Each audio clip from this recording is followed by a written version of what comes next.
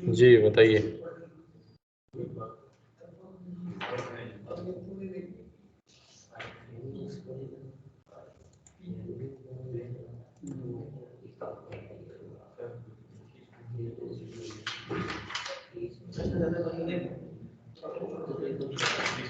अच्छा जी, कल हम मॉडिफिकेशन तक कर चुके हैं, ठीक है, कि if running scheme modify at some point तो what will be the accounting treatment of that, ठीक है। तो उसके लिए हमें ये देखना है कि if the modification results in the favourable condition for employees, तो we have to account the incremental portion along with the normal expense, ठीक है। और if the modification results in the adverse situation for the employees, तो ignore that. तो ये कल हमने देखा। आप now test your understanding 6 cancellation and settlement, ठीक है। तो there are two points, one when the scheme cancelled, ठीक है, और after cancellation what the entity pay as a settlement to the counter party.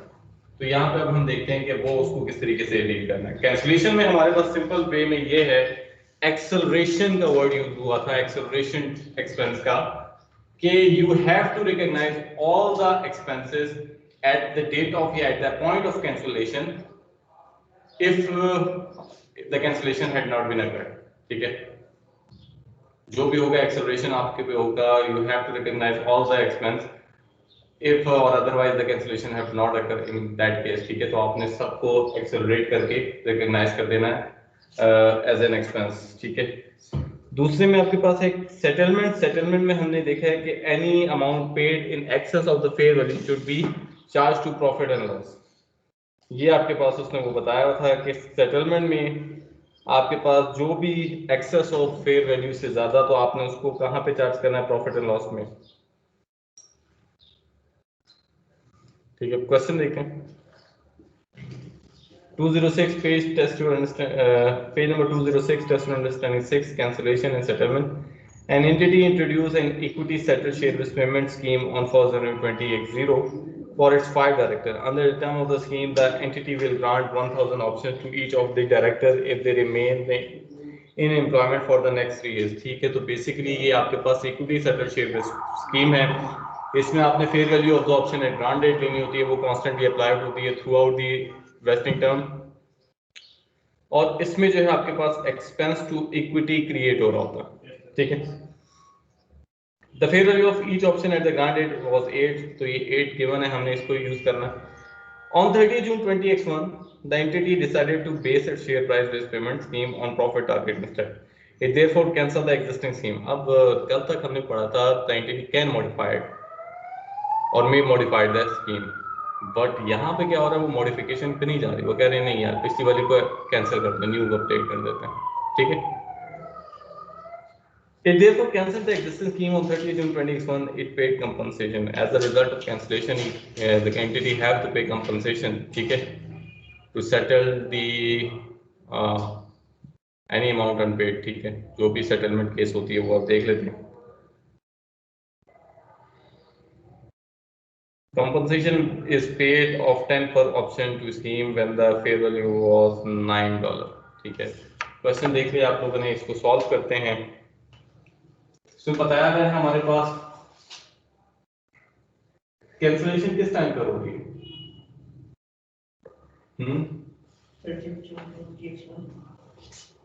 30 June 20X1। इसका मतलब 30 जून 20X0 वो तो स्मूथली चल रहा है ना, ईयर एंड आई थिंक 31 दिसंबर है, ऐसे ही है। तो इसका मतलब पहला साल जो स्कीम है वो स्मूथ रनिंग थी। उसमें उन्होंने क्या किया होगा, नॉर्मल वे में कितने ऑप्शन है, 1000 ऑप्शन है। नंबर ऑफ एम्प्लॉइज क्या है, दे आर एक्सपेक्टिंग 5 हैं और 5 ही रहेंगे, ठीक है ना। कहीं पे कोई लेफ्ट तो नहीं कर जाएंगे, ये तो नहीं था।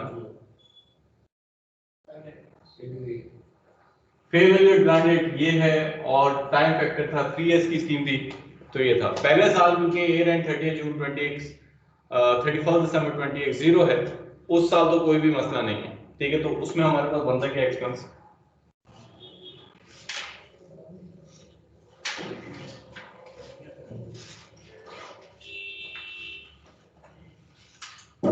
5 8s are 40, 40,000 divided by 3, 13333.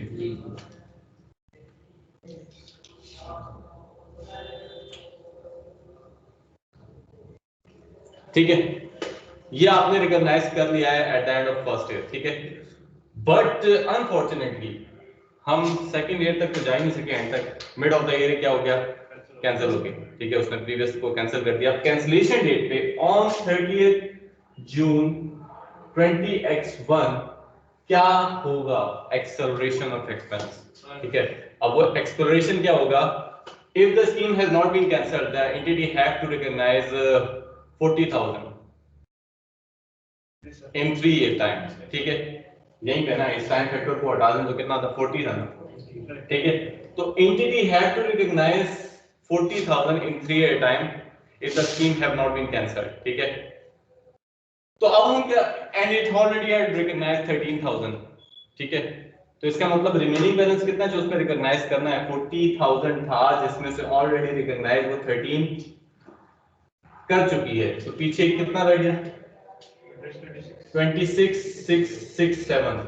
ये वो अमाउंट है कि if the entity have to otherwise recognize this amount, ठीक है, but in 2 year time, but at cancellation the acceleration of expense would be created. So ये आपके पास जितना भी है 26,667 इसको आपने immediately जो है recognize कर लेना है as an expense। अगर स्कीम नहीं होती तो ये करना ही था ना, तो आप इसको एक्सेलरेशन की बेसिस पे आप इसको रिकॉग्नाइज कर दें 26667 और इक्विटी आपके पास कितनी होगी 40,000। जिस वक्त कैंसिल होता है उस वक्त आपने देखना है कि टोटल एक्सपेंस अगर ये कैंसिल ना होता तो कितना होता, ठीक है। टोटल कितना होना चाहिए था, 40 होना चाहिए था, इन 3 इयर्स टाइम पे रिकॉग्नाइज होना चाहिए था, जिसमें से ऑलरेडी रिकॉग्नाइज किया लास्ट ईयर में इतना है। तो जो हमने रिकॉग्नाइज नहीं किया अनरिकॉग्नाइज अमाउंट है उसको हम इमीडिएटली रिकॉग्नाइज कर सकते हैं, ठीक है। ये हमारे पास कैंसिलेशन डेट पे ये थी, ठीक है। अब सेटलमेंट में क्या होगा आपने वो देखना है। सेटलमेंट में वो कहता है any amount paid up to fair value will be hit against equity, will be adjusted against equity. Above fair value हमने क्या करना है, प्रॉफिट एंड लॉस में। अब मुझे बताइए पेमेंट उसने कितने की है, 10 की है, फेयर वैल्यू कितनी थी 9, इसका मतलब अबव फेयर वैल्यू कितनी हुई 1, ठीक है। अब हम क्या करेंगे, जिस वक्त सेटल कर रही होगी कंपनी उस वक्त कर रही होगी क्रेडिट कैश, कितने नंबर ऑफ ऑप्शन है,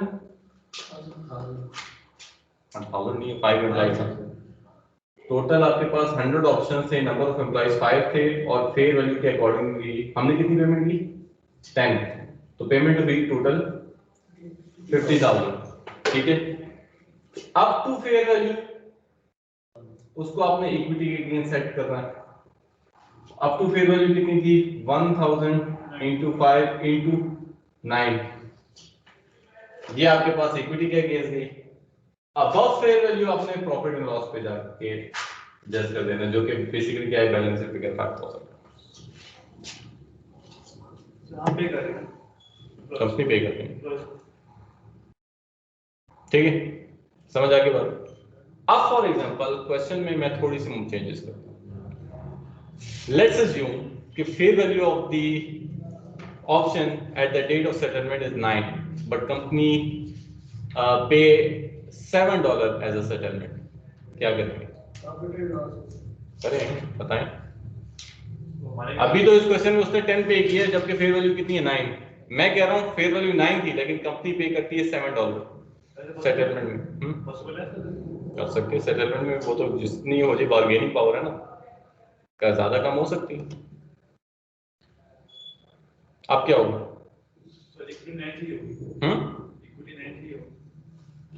अच्छा ये तो क्वेश्चन का पार्ट है। जो मैंने आपके साथ सिचुएशन डिस्कस की उसमें क्या कह रहा हूं, मैं आपको ये कह रहा हूं कि उसने पे कितना किया, पे $7 for settlement when fair value was 9। अच्छा जी आप कह रहे हो यहाँ पे नजर आ रहा है, ठीक है। क्रेडिट होगा कैश कितने से 1000 इंटू 5 इंटू 7 कितना आता है 35,000। डेबिट होगा इक्विटी कितने से हाँ 45,000 कैसे 1000 इंटू 5 इंटू 9 फेयर वैल्यू को यूज करें कितना आ रहा है 45,000। बैलेंस शीट फिगर किधर जाएगी प्रॉफिट एंड लॉस में क्रेडिट हो जाएगा आपके पास प्रॉफिट एंड लॉस कितने से 10,000 ठीक है। चलो retain earning part profit and loss में चलो रिटेन अर्निंग कर लेते हैं ठीक है। उस्मान कासिम क्लियर है यस सर गॉट जी सर क्लियर है। ये क्वेश्चन था ये हो गया। मैंने क्वेश्चन को थोड़ा सा अमेंड किया। मैंने क्या फॉर एग्जांपल आपने सेटलमेंट जो है 7 पे की है फेयर वैल्यू 9 थी तो उसको किस तरीके से डील करेंगे कैश जितना पे किया क्रेडिट हो जाएगा इक्विटी आपने डेबिट कितने की कितने से 9 मिलियन 9 से यानी 45 से और क्रेडिट आपने क्या किया प्रॉफिट एंड लॉस ऐसे ही है। फिर से जरा पढ़ो नोट्स पढ़ो नोट्स में बताया गया है any payment made to employees in excess of the fair value of fixed instrument granted at cancellation or settlement date is accounted for as an expense। Note में ये लिखा है सेटलमेंट के लिए any payment made for settlement in excess to fair value ठीक है वो आपने कहां पे रखनी है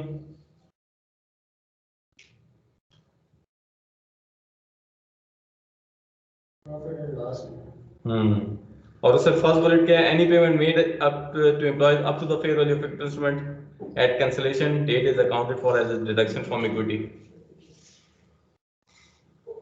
ये दोनों पॉइंट्स पढ़ लिए up to fair value will be deducted from equity any payment made above the fair value is will be charge to profit and loss ऐसे ही। अच्छा what is meant by up to उस तक ठीक ऐसे ही है ना जैसे कि दुकानों में लगता है आपको 50% डिस्काउंट लोग कहते हैं यार 50% डिस्काउंट है पता चलता है 5% है फिर वो कहते हैं इस पे 50% था उस पे तो 1% डिस्काउंट है। तो अप टू फेयर वैल्यू का मतलब है कि अगर आपने 7 पे किए हैं तो यहाँ पे आपने जितना पे किया है उसको आप इक्विटी को चार्ज कर दो सिंपल। आपके पास 9 तक मार्जिन है 9 तक आप जितना भी पे करोगे वो इक्विटी पे होगा कम पे करोगे तो जितने से क्रेडिट कैश हो रहा है उतने से डेबिट हो रहा है up to above fair value will be charge to profit and loss.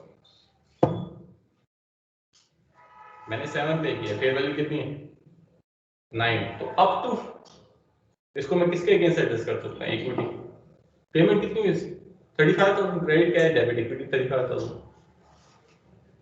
उसने ये तो नहीं कहा ना कि any difference between fair value and वो will be adjusted against profit and loss. अगर वो ये कहता तो आपने जो लास्ट टाइम बताया वो मालूम हो रहा होता।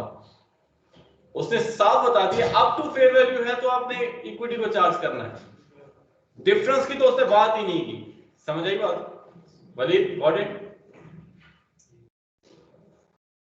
अच्छा जी चलें ये क्वेश्चन हो गया आई थिंक हाँ हमारा इक्विटी था पहले हाँ कितने का होगा वो 40 का बड़ा था उसके अगेंस्ट 35 एडजस्ट हो गया उधर ही था नॉन डिस्ट्रीब्यूटेबल में बना लो नॉन डिस्ट्रीब्यूटेबल में रहने दो उसको या रिटेन अर्निंग में बाद में ले जाना ठीक है समझ आई। यहाँ पे भी तो आप देखो 40 का ग्रेड हुआ था आपने चार्ज कितना किया इक्विटी को 45। तो कुछ रिजर्व्स होते हैं जो कि अटैच विद शेयर पेमेंट्स होते हैं उसको अगेंस्ट हिट करवा देते हो ठीक है क्लियर है। चलें जी नेक्स्ट क्वेश्चन देखते हैं। ये हमने illustration 2 we have already done this yesterday और आपके पास है टेस्ट योर अंडरस्टैंडिंग 7 ठीक है और ये बहुत अच्छी इलस्ट्रेशन है टेस्ट योर अंडरस्टैंडिंग 7। चलें जी सॉल्व करें। ड्यूरिंग और एट वेस्टिंग डेट क्या है ये आप सॉल्व करें आफ्टर वेस्टिंग डेट क्या होगी वो मैं सॉल्व करूंगा ठीक है। Make sure it is the cash settle share based payment ठीक है। कैश सेटल में क्या हम करते हैं expense to liability and the fair value of share appreciation right will be remeasured at each reporting date. यही काम करते हैं ना?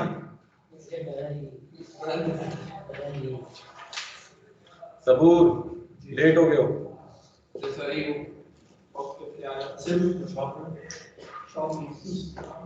टेस्ट अंडरस्टैंडिंग 7 सॉल्व करें। ड्यूरिंग और एट वेस्टिंग डेट क्या होगा वो आप लोगों ने करना है। आफ्टर वेस्टिंग डेट क्या होता है वो मैं आपको बताऊंगा।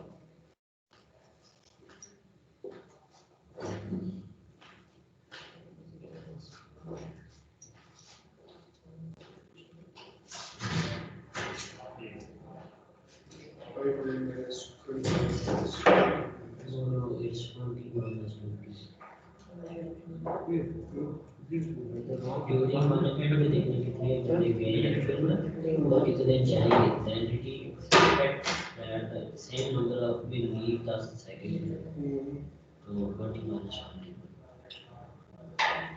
फिर हम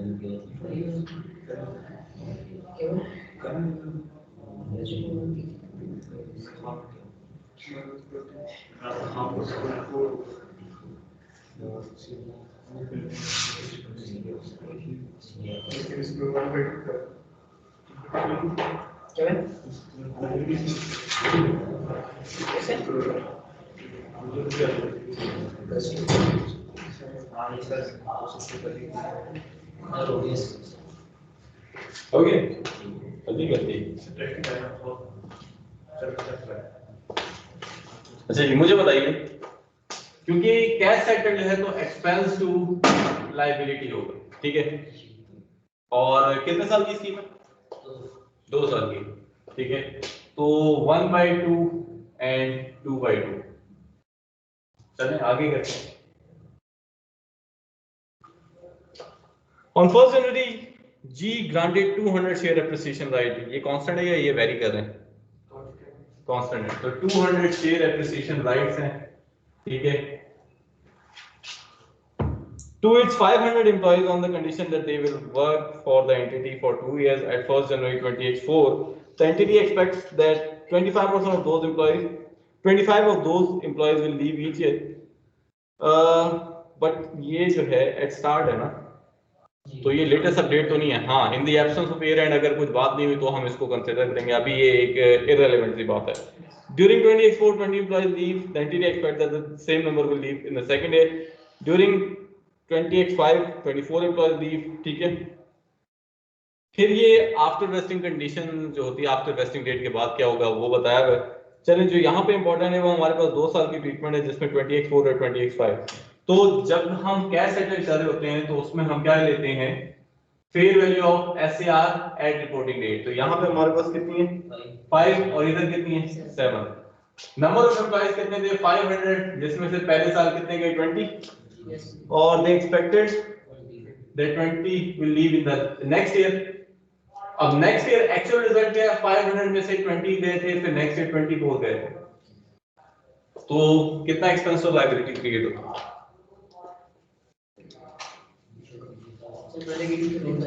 पहले ये है 230 230। नेक्स्ट है 4084 40 40 इधर। या आप लायबिलिटी बता रहे हैं? मैं एक्सपेंस बता रहा हूं, मैं डिफरेंस बता रहा हूं। डिफरेंस बता रहे हैं। 408.4 तो टोटल कितना हुआ यहाँ पे? 638.4। ऐसे ही ये ड्यूरिंग और एट वेस्टिंग डेट आप यही करते रहते हैं, ठीक है। अच्छा जी, अब जाएं accounting after of cash settle share investment at vest after vesting date.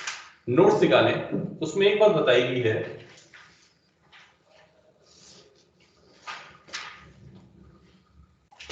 that in cash settle the liability should be remeasured at each reporting date until it's settled. ये बात बताई गई ना, जब तक सेटल नहीं होगी, सेटल मतलब कंपनी पे नहीं करती, तब तक वो रीमेजर करती रहेगी एट ईच रिपोर्टिंग डेट, ठीक है। समझ आई बात? और सेटलमेंट के लिए हम क्या कर रहे होते हैं? इंट्रिंसिक वैल्यू यूज कर रहे होते हैं, ये भी बताया हुआ उसने, ठीक है। अच्छा जी, अब आप देखो कि सेटलमेंट के लिए क्या बताया उन्होंने, बताया the SAR vest on 31 December 20x5 जो कि वेस्ट हो चुके हैं and can be exercise during 20x6 and 20x7। 2 साल दिए हैं, उसमें से एक्सरसाइज करना चाहे तो कर सकते हैं, ठीक है। और एक मिनट ये लाइबिलिटी है ना, ये जितनी लेट एक्सरसाइज होगी उतनी क्या होगी, उतना ज्यादा होगी ना, ज्यादा पे करना पड़ेगा। लाइबिलिटी के लिए है ना, जितनी देर से सेटल होगी उतना ज्यादा पे करना पड़ेगा, ठीक है। अब आप देखो इंट्रिंसिक वैल्यू दोनों की देखो, अगर some of them choose to exercise the SAR on in the year of 20x6 तो उनको कितने हम पे करेंगे 7। लेकिन जिन्होंने होल्ड किया, थोड़ा सा सब्र किया, उनको नेक्स्ट ईयर पे वो करेंगे, लेकिन कितना करेंगे फिर 10। समझ आई, लाइबिलिटी थी ना, जितना लेट पे होगी उतना ज्यादा पे करना पड़ेगा, ठीक है। अच्छा जी, अब किस तरीके से होगा, हमारे पास ब्रॉड डाउन जो कि है 31 दिसंबर, सॉरी इसको ये कह देते हैं 1 जैन 06, ठीक है। फिर हमारे पास कैरी डाउन आएगा और इसको हम ब्रॉड डाउन भी कह सकते हैं फॉर द नेक्स्ट ईयर, ठीक है। 31 दिसंबर 06 और 1 जैन 07, और फिर हमारे पास कैरी डाउन आएगा जो कि होगा 31 दिसंबर 0x7, ठीक है। ब्रॉड डाउन बैलेंस कितना है लाइबिलिटी का 638.4, ये बैलेंस है। ड्यूरिंग डे कितने लोगों ने पेमेंट करवा ली, जरा वो पैराग्राफ जो हमने स्किप किया था उसको रीड आउट करें। अच्छा जी, उन्होंने कहा है कि कितने लोगों ने वो करवा ली है, 257 ने करवा ली है पेमेंट, किस साल में 20x6 में, ठीक है 20x6 में।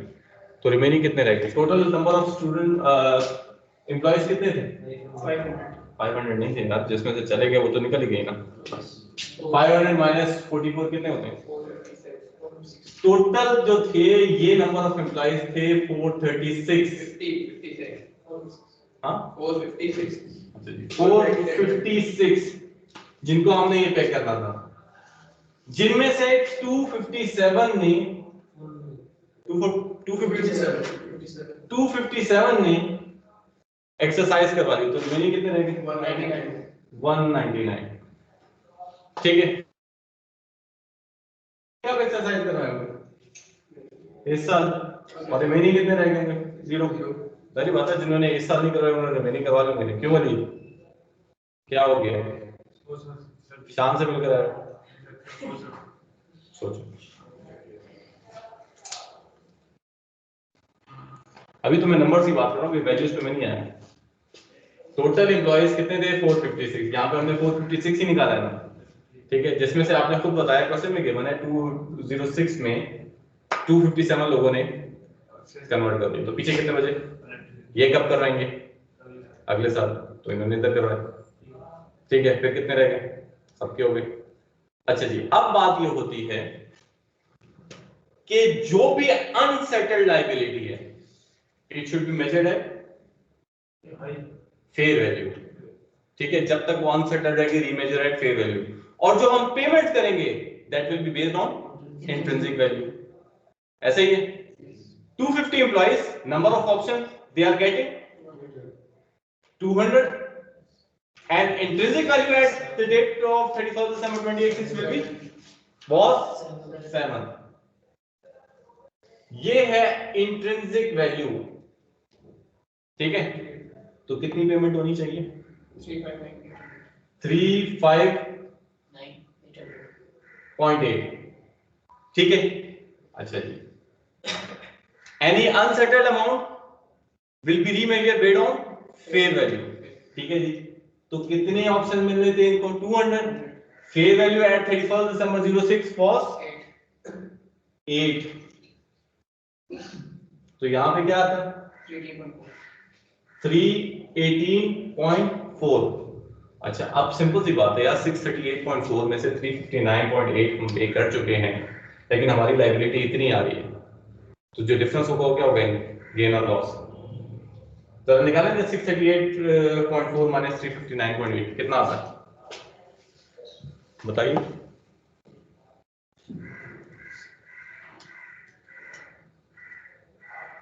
8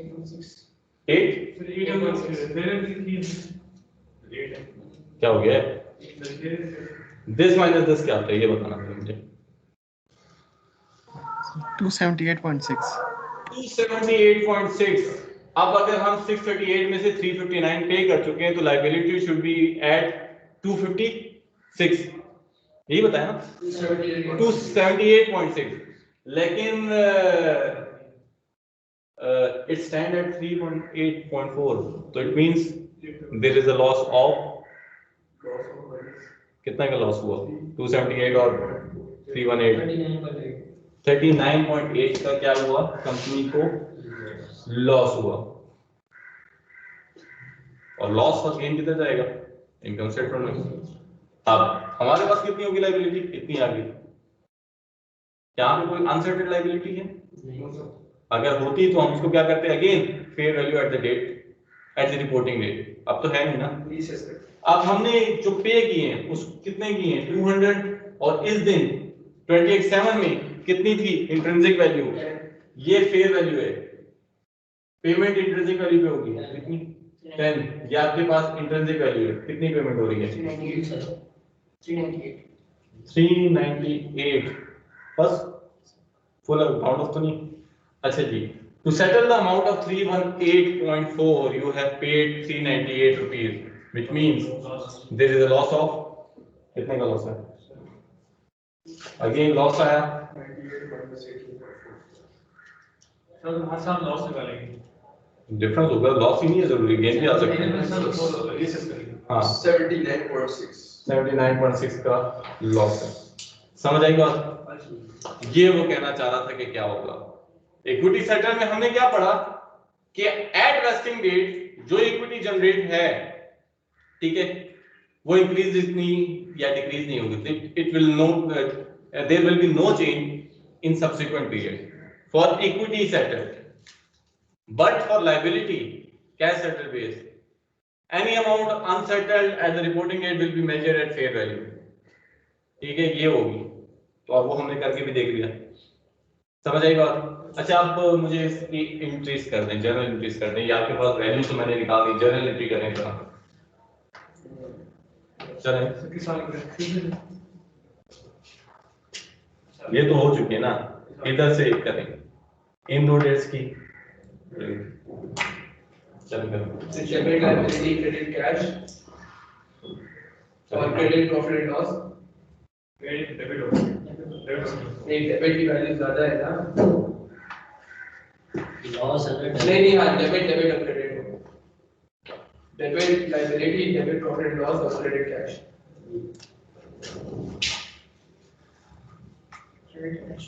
credit cash 359.8, debit profit and loss 39.8, balancing figure would be liability.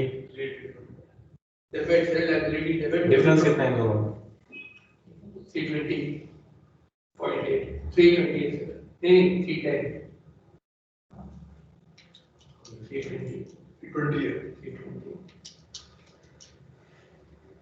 बिल्कुल गलत ही हो गया है। एक मिनट, लायबिलिटी डेबिट होगा।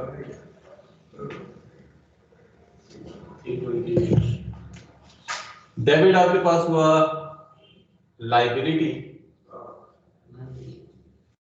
with 318.4 debit profit. डेबिट आपके पास प्रॉफिट एंड लॉस हुआ। नहीं, डेबिट लायबिलिटी 318 से क्यों होगी? बैलेंस शीट दिख रहा है यार, पहले मैं सही कर रहा था। कैश आपको कितने से क्रेडिट हुआ? कैश आपके पास हुआ क्रेडिट 359.8, डेबिट हुआ प्रॉफिट एंड लॉस आपके पास 39.8, और डेबिट आपके पास लायबिलिटी कितने से? लायबिलिटी 318.4 डिफरेंस नहीं 320 है सर। 320 होगा इसमें सर, 320 होगा बस एग्जैक्ट 320 आ रहा बैलेंस में कराया ना। सस्ता भी कर सकते हैं, इस तरह भी कर सकते हैं, इसको सेपरेटली करना चाहे, इसको सेपरेटली करना चाहे, करते हैं। मैंने कंबाइन कर दिए, अभी कर लेते हैं। देखिए, दो एंट्रीज को कंबाइन करने के, डेबिट हमने किया लायबिलिटी को कितने से 359.8 और क्रेडिट किया हमने कैश को 359.8 से। फिर हमने डेबिट किया प्रॉफिट एंड लॉस को 39.8 और क्रेडिट किया लायबिलिटी को 39.8। तो इन दोनों को कंबाइन कर दें तो आपके पास क्या आएगा? ऐसा भी करते हैं प्राइस 638.4 लायबिलिटी उससे कम होगी 388.4 तो यहाँ आपके पास ये एंट्री है, ये एंट्रीज होगी, इसका कंबाइन नहीं होगा, इसके अलावा कुछ नहीं। वैल्यू में तो ये प्लस माइनस होगा नहीं, जब एंट्रीज को करोगे तभी प्लस माइनस होके इतना आएगा। आप करके देखो, ये लायबिलिटी 638.4 है, इसको डेबिट करो 320 से, क्या आता है? यही आ रहा है ना, बस। तो जनरल एंट्री तो यही है ना, इसके अलावा तो नहीं होगा। क्लियर है?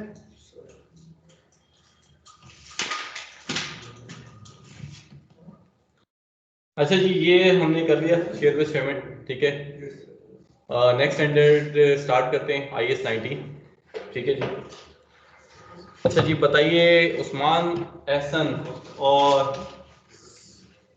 सरमद क्यों नहीं आए आप लोग यार?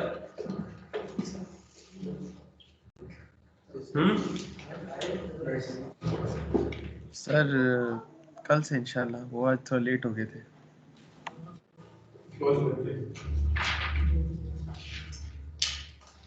अच्छा, IAS 19 देखते हैं।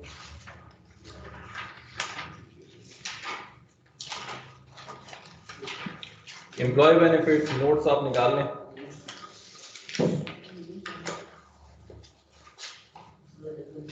शेयर बेस्ड पेमेंट मुश्किल तो नहीं था, बात है थोड़ा इजी। एम्प्लॉय बेनिफिट भी मुश्किल है। हाँ, रीडिंग करते हुए तो डाटा आपके पास नहीं है ना, जब तक आपको क्रिएट करके बताया नहीं जाएगा तब तक तो वही होगा ना। सर कितना स्टार्ट करेंगे? किट नहीं करते हम, किट आप लोग नहीं करनी। अभी हम इतने स्टैंडर्ड करेंगे, स्टार्ट हो जाए। हाँ, ये तो मैंने उसको कहा था कि आप लोगों के जो क्वेश्चन हैं 16 हो गया, 38 हो गया, 40 हो गया, इसके क्वेश्चन स्टार्ट कर रहे हैं। किट करने का तो टाइम नहीं होता। ठीक है, तो पास करने चाहिए किट एग्जाम। अच्छा जी, IAS 19 एम्प्लॉय बेनिफिट, ठीक है। तो बेनिफिट्स बहुत से होते हैं, ठीक है, जिसमें बोनस हो गए, आपके पास मेडिकल हो गया, अलाउंसेस हो गए, हाउस हो गया, ट्रैवलिंग अलाउंस हो गया, ठीक है। इसके अलावा आपको अगर कुछ रिवॉर्ड वगैरह मिल गए, सर्टिफिकेट्स मिल गए, ठीक है, कुछ other termination benefit like golden handshake, golden handcuff, तो ये ऑल बेनिफिट्स होते हैं। लेकिन अभी जो हम P2 के लिए वो कर रहे हैं, इधर हमारा will be focus on post employment benefit, और पोस्ट एम्प्लॉयमेंट बेनिफिट में भी हमारा फोकस ज्यादातर होगा पेंशन पे।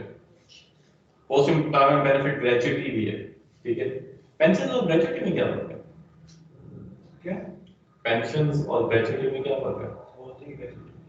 कभी नहीं इसमें ग्रेच्युटी पेमेंट मिली है।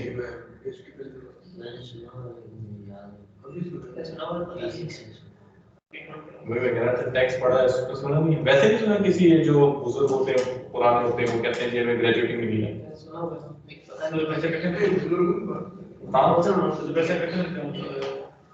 ग्रेच्युटी कितने मिलते हैं?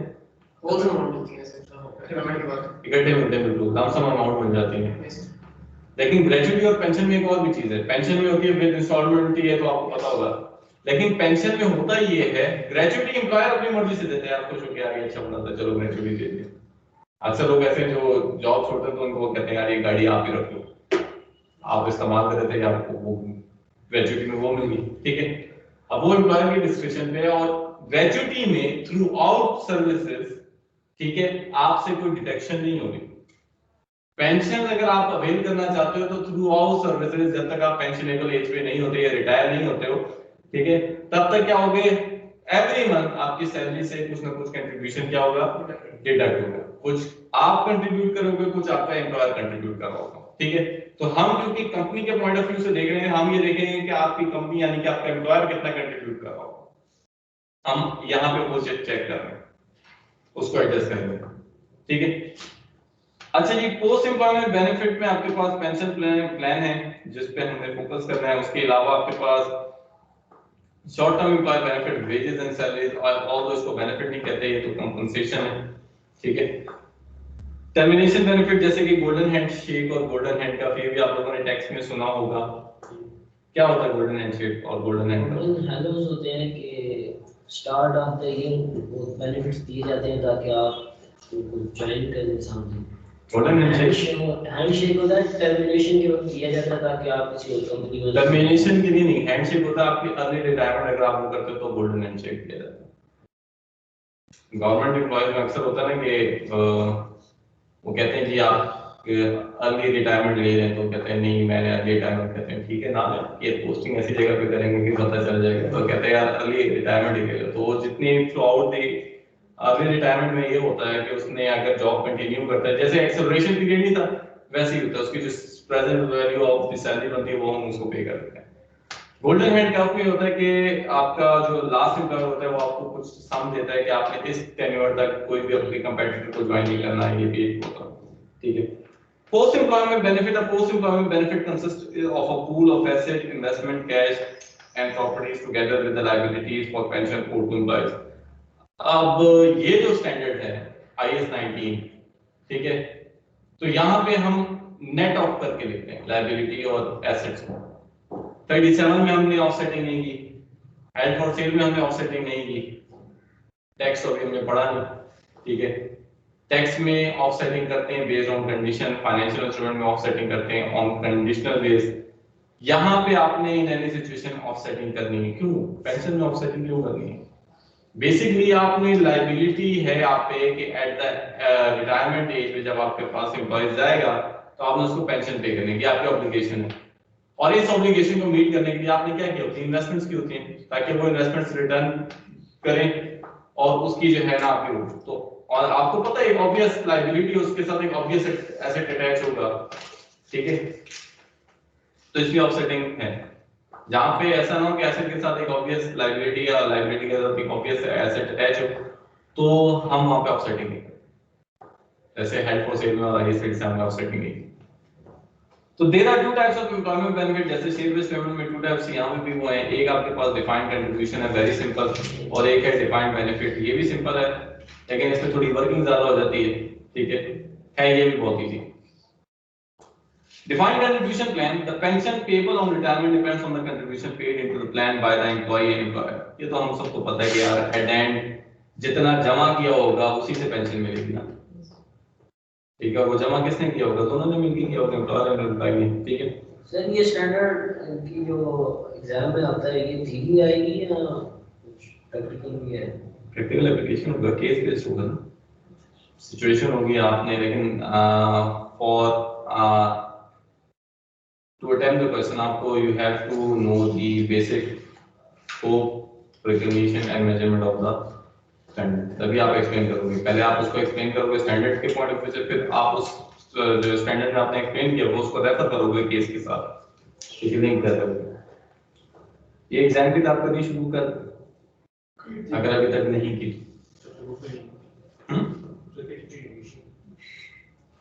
मैं सब फॉरवर्ड कर देता हूं, मैंने की है ना सॉफ्ट में, हाँ व्हाट्सएप मैंने की है ग्रुप में,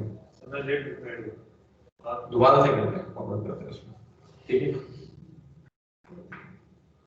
जो प्रॉब्लम्स होंगी किट में वो आप मेरे से डिस्कस करें। क्वेश्चन मैंने आज तक नहीं कराया, पहले करवाता था 6 महीनों का जब होता था P2, जब से 2 मिनट में मेरी तो जान बात की थी, एग्जाम के नहीं करवाता था।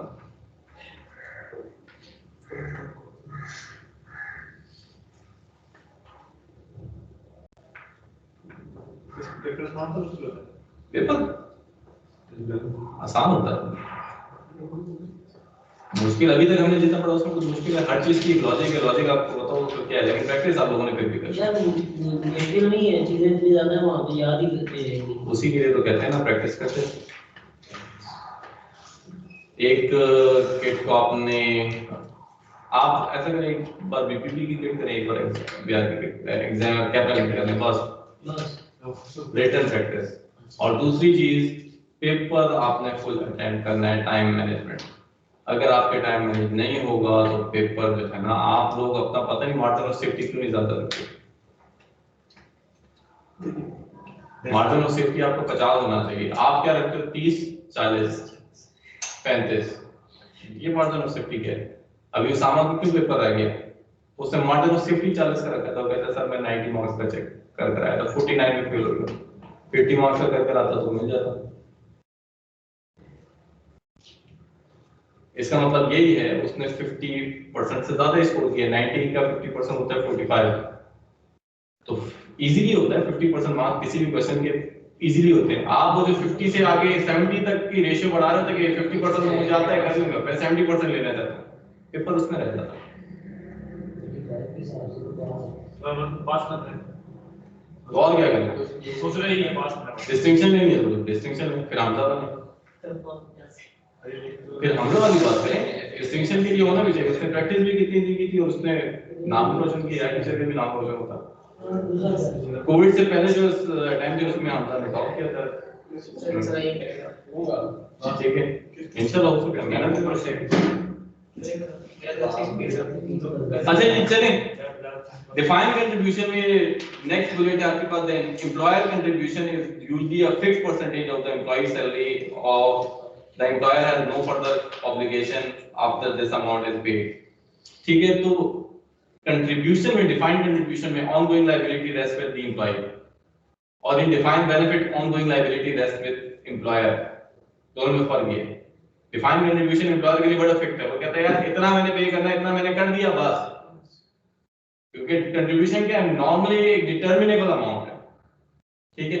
बेनिफिट क्या है, बेनिफिट वो डिटर्मिनेबल नहीं होता और बेनिफिट आप खुद कैलकुलेट नहीं करते, आपको कौन कैलकुलेट करके देता है, एक्चुअली आप उसको एडजस्ट कर देते हो, क्योंकि वो वैल्यू है ना, उसको पता है वो क्या है कैलकुलेशन में, जितने भी सीएफएस होते हैं, ठीक है, पीएचडी इन फाइनेंस होते हैं, वो क्या करते हैं, ये जो है बीमास वगैरह और लाइफ एक्सपेक्टेंसी और रिटर्न्स वगैरह एस्टिमेशन की बेस पे बताते हैं कि कितना रिटर्न होना चाहिए, ये वो कैलकुलेट करके देते हैं।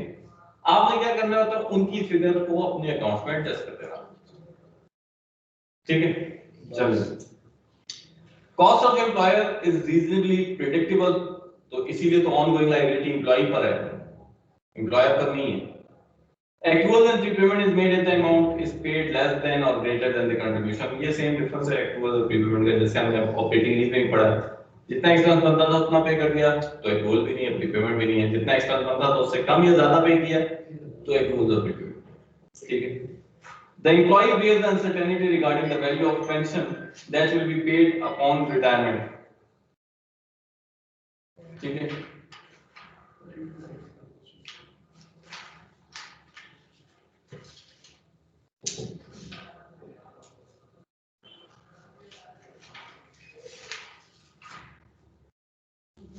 अच्छा, डिफाइंड बेनिफिट में the pension payable on retirement normally depends on either the final salary of the average और the average salary of the employ during their career.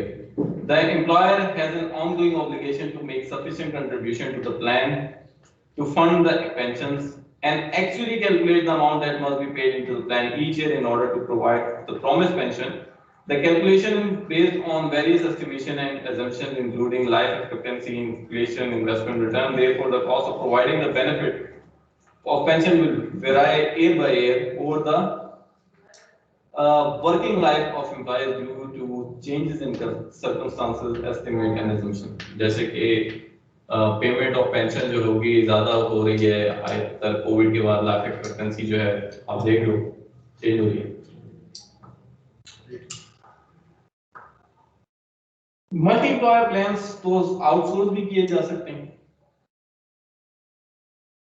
कुछ होती है इनबिल्ट करनी होती है, कुछ किसी कंपनी या बैंक वगैरह को कह देते हैं कि आप हमारे उस पे वो करते हैं पेंशन, ठीक है, तो वो भी की जाती है। Such a plan can be either defined और कंट्रीब्यूशन, अब वो डिपेंड करता है फीचर्स ऑफ दी वो। अब हमने यहाँ पे क्या देखा, हमने जो मेन फीचर्स पढ़े उसमें ये है कि ऑनगोइंग लायबिलिटी जो है उसकी बेस पे हम डिसाइड करेंगे whether it's a defined contribution और whether it's a defined benefit, ठीक है। In defined contribution ongoing liability या रेस्ट विद एम्प्लॉय, ठीक है, और इन डिफाइंड बेनिफिट एम्प्लॉयर, तो पेंशन में एम्प्लॉयर रहता है डिफाइंड बेनिफिट जी। Accounting for post employment benefit, ठीक है, डिफाइंड कंट्रीब्यूशन बड़ी सिंपल है, जितना कंट्रीब्यूशन बनती है debit expense credit cash, balance sheet figure क्या आएगी एक्रूअल्स और prepayment. Should recognize the agreed pension contribution to profit and loss as an employment expense in each period. An asset prepayment or liability accrual for pension only arises if the cash paid does not equal to the value of contribution due for period. ठीक है जी। अब defined benefit पर आते हैं। तो defined benefit में different factors हैं। आप देखें उधर भी देखें डिफाइंड कंट्रीब्यूशन में अगर हम देखें तो एक फैक्टर जा रहा है इनकम स्टेटमेंट में एक्सपेंस, एक जा रहा है कैश फ्लो में कैश, और जो बैलेंस शीट फिगर है अगर वो क्या आती है स्टेटमेंट ऑफ फाइनेंशियल पोजीशन में। ठीक है जी बोलिए सर। अगर सर उसके बाद है सेटलमेंट के बाद है या पहले के बाद? ये है मम्मी की पेंशन, तो फिर वो रिटर्न पेंशन पे करेंगे ना, तो लायबिलिटी होनी चाहिए। वो तो लायबिलिटी हो रही है ना, लेकिन हमने जितना कंट्रीब्यूट करना था वो था। बाद में क्या होगा, बेनिफिट जो पेड होंगे उसमें कैश से नहीं हो सकता क्रेडिट, उसमें होता है debit liability credit asset. Debit liability कौन सी, पेंशन ऑब्लिगेशन, क्रेडिट एसेट कौन सा, इन्वेस्टमेंट्स। ठीक है। Defined benefit plan, the entity recognize both liability for future pension payment together with the plan asset. If the liability exceeds the asset, there is the plan deficit and the liability is reported in the balance sheet. ये normal case है, ठीक है, but sometime ऐसा नहीं भी होता, sometime assets exceed the liability, तो उसमें हमें कैप लिमिट दी हुई है एसेट सीलिंग के थ्रू। ठीक है, वो भी हम देखेंगे, वो सबसे एंड में देखेंगे। ठीक है। In simple terms, the movement in the net liability or asset from one period to the next is reflected in statement of comprehensive income for the year. ठीक है। अब इसमें जो एलिमेंट दिए हैं इसमें एक अदर comprehensive income में भी जा रहा है, प्रॉफिट एंड लॉस और अदर comprehensive income। ठीक है, और स्टेटमेंट ऑफ फाइनेंशियल पोजीशन। जो नोन फैक्ट हैं जैसे कि एक्सपेंस हो गया जिसमें करंट सर्विस कॉस्ट आ गई, पास्ट सर्विस कॉस्ट आ गई, आपके पास इंटरेस्ट आ गया, ये इनकम स्टेटमेंट के कंपोनेंट है।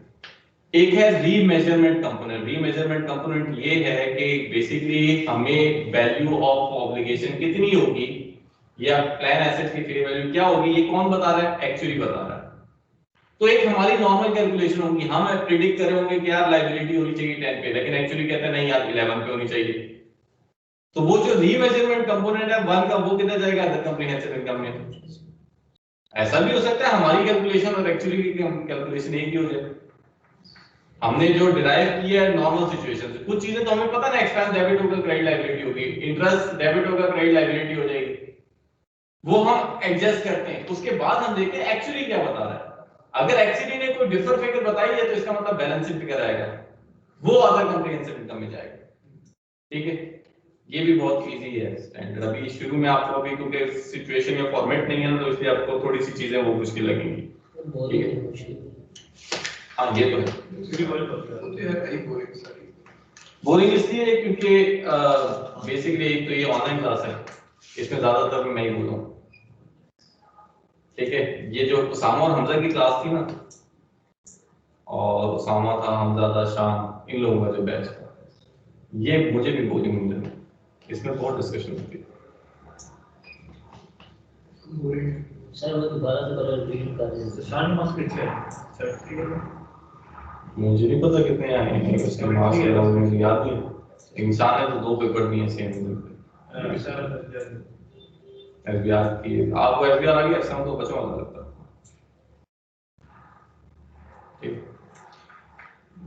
तो उस क्लास में बहुत ज्यादा डिस्कशन होती है, और उसमें तो ऐसी चीजें वो भी थे जो फर्स्ट टाइम मैं भी डिस्कस ही कर रहा था, क्योंकि आप कुछ पूछेंगे तो ही मैं आंसर दूंगा, पूछेंगे मुझे भी नहीं पता चलेगा इसका आंसर क्या करना।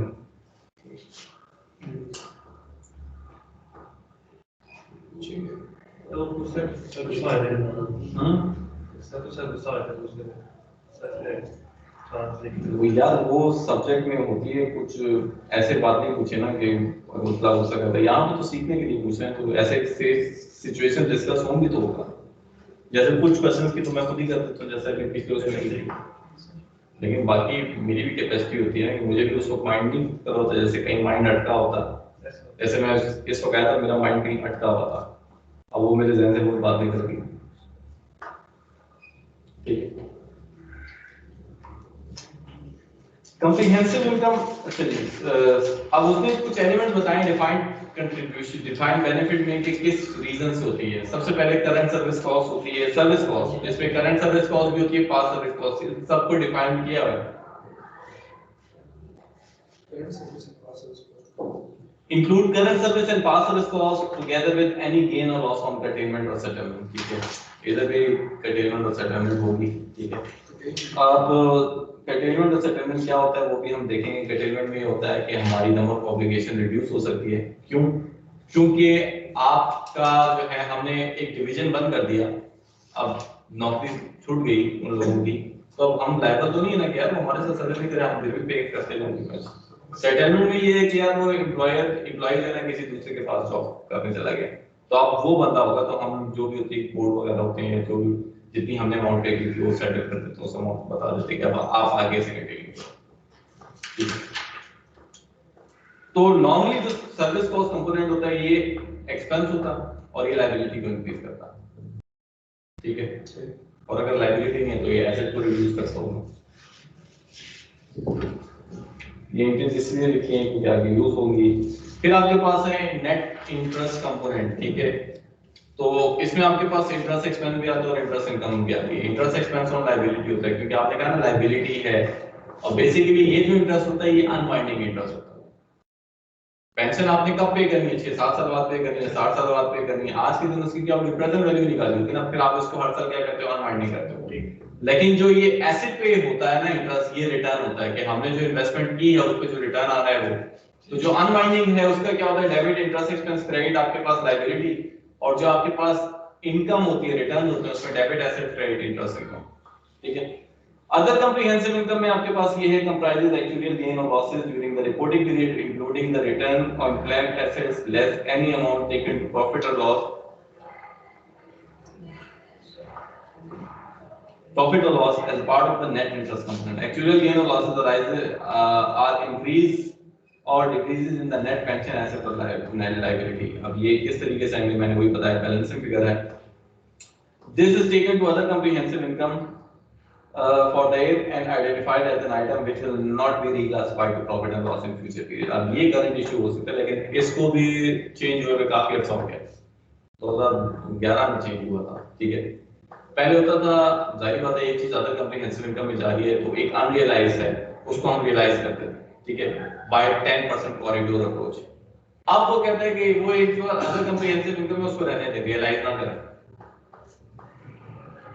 ट्रीटमेंट बड़ी आसान हो गई है। पहले तो अदर कॉम्प्रिहेंसिव इनकम होता था, हर साल की पेंशन लायबिलिटी लूप करते